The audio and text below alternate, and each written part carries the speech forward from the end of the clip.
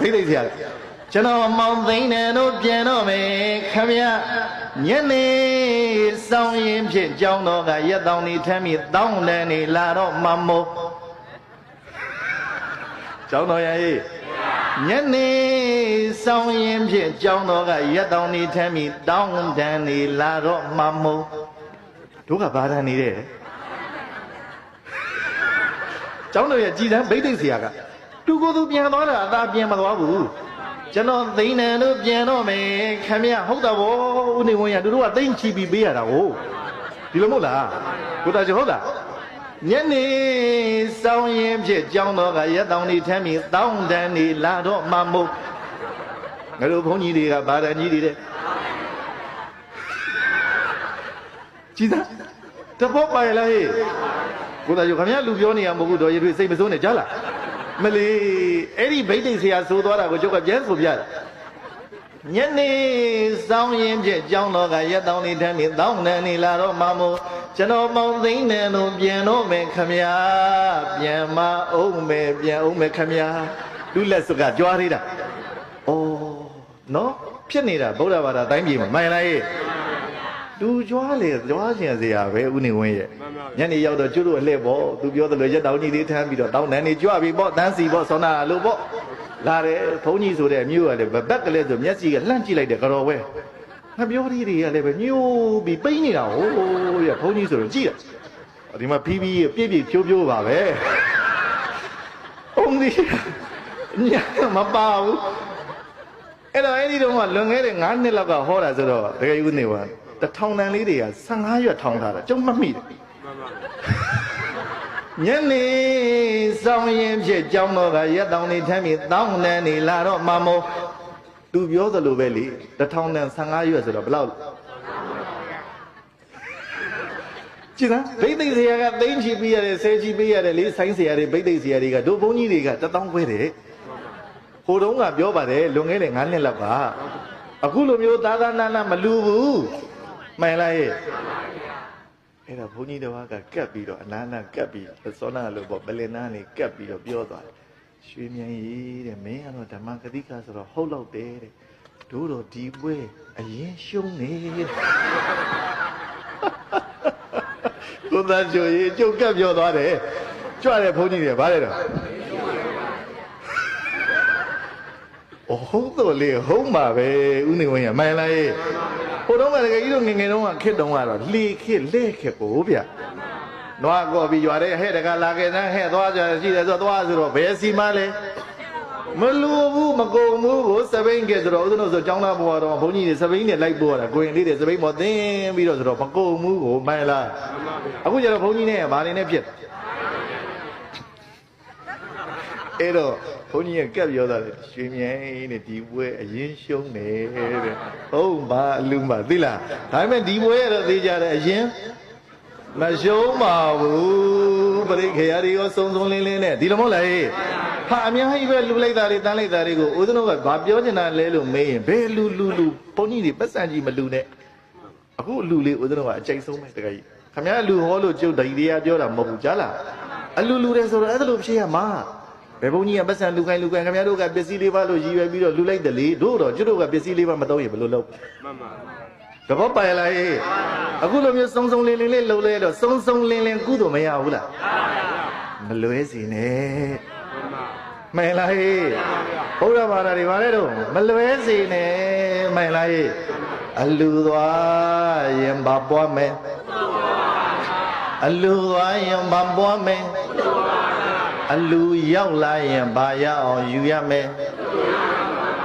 အခုခေတ်ကတော့ခင်ဗျားတို့အခုသိတဲ့အတိုင်းပဲဆိုင်းနေပိတ်သိတွေလည်းအများကြီးပဲမပါဘူးမဟုတ်ပါလို့ရတယ်တို့တော့တော်တော်ကြီးကိုသားကိုသင်္ကန်းပရိက္ခရာဆင်တဲ့အခါမှာ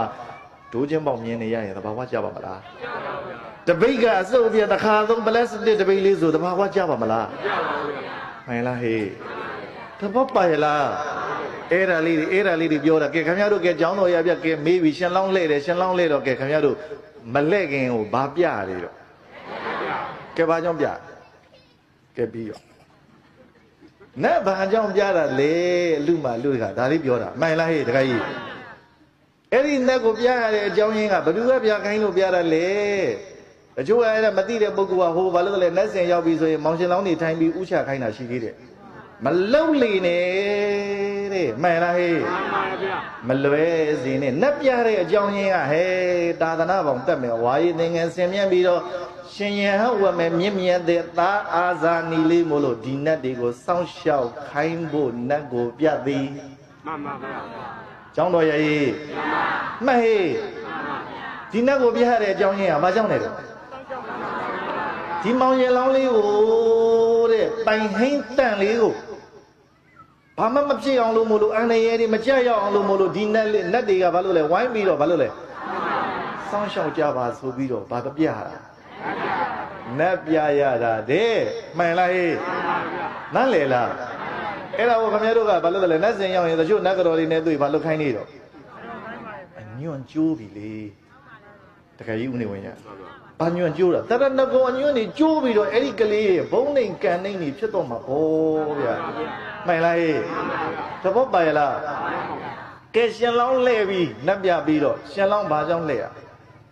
ကဲကျောင်းတော်ရည်ပြီးရောအလူတကူလူတာအဲ့ဒါပဲတခါကြီးတို့သဘောပါရလားဟေးကဲရှင်လောင်းလဲဘာကြောင့်လဲရလဲမေးပြီကဲပြီးကြရောကိုသားချိုကြီးဒါသိဖို့လိုတယ်နော်ကိုထွန်းလင်းကြီးဘယ်ရောက်သွားတာဒါမသိဘူးကြုတ်တာပဲလားအဲ့လူဘာမှမသိဘူးရဲ့ကျောင်းတော်ရည်သဘောပါရလားအဲ့ဒီအလူဘာကြောင့်လဲရလဲမြင့်မြတ်တဲ့အာဇာနီသာသနာပေါင်းတက်လမ်းပဲဘာလို့လဲမင်းကြီးမင်းသားဝတ်စာတွေတန်းစာဆင်းပြီးတော့ဘာလို့လဲလို့မေးလို့ချင်းစင်ဘောတော်၎င်းမြင်းဘောတော်၎င်းတင်ပြီးတော့တချို့ကဘာလို့လဲလူ၄ယောက်ထမ်းပြီးဟောရင်တွေပေါ်တင်ပြီးတော့ဖူးကြဟေးပူဇော်ကြဟေးဆိုပြီးတော့ဗာလဲတာရှလောင်းလဲတာမှန်လားဟေးမြင့်မြတ်တဲ့တာကီဝင်မင်းမျိုးမင်းတွေဖြစ်တော့မယ်မြင့်မြတ်တဲ့ထက်တန်းကြတဲ့သာသနာအာဇာနည်ရှင်ကောင်းရှင်မြတ်ဖြစ်တော့မှာမို့ဘာလို့လဲရွာတွေရက်တွေကဒကာဒကမတွေကဘာလို့လဲအဲ့ဒါကိုဥကြိုက်ခိုင်းတာပူဇော်ခိုင်းတာတဲ့ဟေးဘာကိုဘာလဲရရှင်လောင်းနဲ့နားလည်ပြီလားကျောင်းတော်ရည်မဲတို့ဒါသိဖို့ကောင်းတယ်နော်နတ်ဘာကြောင့်ပြတာလဲသိသွားပြီလားရှင်လောင်းကဘာကြောင့်လဲတာလဲသိသွားပြီလားအပူဇော်ခံထွက်တာဟေးမှန်လားဟေးအဲ့ဒီပူဇော်ခံထွက်တဲ့နေရာမှာလဲဒီနတ်တွေကစောင့်ရှောက်ပေးအောင်လို့မို့လို့ပြတာအခုတော့ခင်ဗျားတို့ဗမာပြည်ခေတ်ကဟိုကျိုးတို့ရွာကကိုသိန်းရွှေကြီးလို့ဖြစ်နေတယ်နော်ခင်ဗျားတို့ဗမာလူမျိုးတွေဦးတို့ဗမာလူမျိုးတွေကဟိုဘာကားဝယ်ရင်ဦးနေဝန်ကားနတ်ပြတယ်မဟုတ်လားဆိုင်ကယ်ဝယ်ရင်ဆိုင်ကယ်နတ်ပြတယ်မဟုတ်လားကျိုးတို့ရွာကိုသိန်းရွှေဆိုတာရှိတယ်သူမိမသူသားသမီးလေးတွေကဟိုမြို့ကျဲကောင်ဘက်နေတော့တရုတ်ပြည်ဘက်နေတော့ဆိုင်ကယ်ပေါ်တာဟိုပြတရုတ်ပြည်ဆိုတော့ဆိုင်ကယ်သေးလေးဟိုဘာတော့125လားအဲ့တော့အဲ့ကဘိန်းလေးဝယ်ပေးလိုက်တာဗမာလူမျိုးကသိတဲ့အတိုင်းပဲလေးခင်ဗျားတို့ကကဲမရှိဘူးတာလေးရှိလားမဝတ်ဘူးတာလေးဝတ်ပါလားမစီးဘူးတာလေးစီးရပြီဆိုရင်ကြွားတယ်မဟုတ်လားမှန်ပါဗျာတိတ်ကြွားခြင်းတဲ့လူမျိုးဆိုတော့ဘာလို့လဲကိုသိန်းရွှေဆိုင်ကယ်ကြီးတပူးပူးနဲ့မစီးတဲ့စီးတဲ့နဲ့အရှိနဲ့အနောက်နဲ့ရွာယူကိုပေါ့ရှောက်ပြီးတော့တစ်ခေါက်ကနှစ်ခေါက်ကသုံးခေါက်တပူးပူးပုတ်ပြီးတော့စီးနေမှာပေါ့မိမဖြစ်တဲ့သူကဟိုမဲအေးသင်းကနေပြီးတော့ဟဲ့ကိုသိန်းရွှေတော့တပူးပူးစီးနေတယ်တော့ဒီဆိုင်ကနက်လည်းမပြရသေးဘူးနက်လည်းမတင်ရသေးဘူးနဲ့ဘယ်နဲ့တော့တော့ကြနေအန်နေဖြစ်နေမှာမေးတင်ရဲ့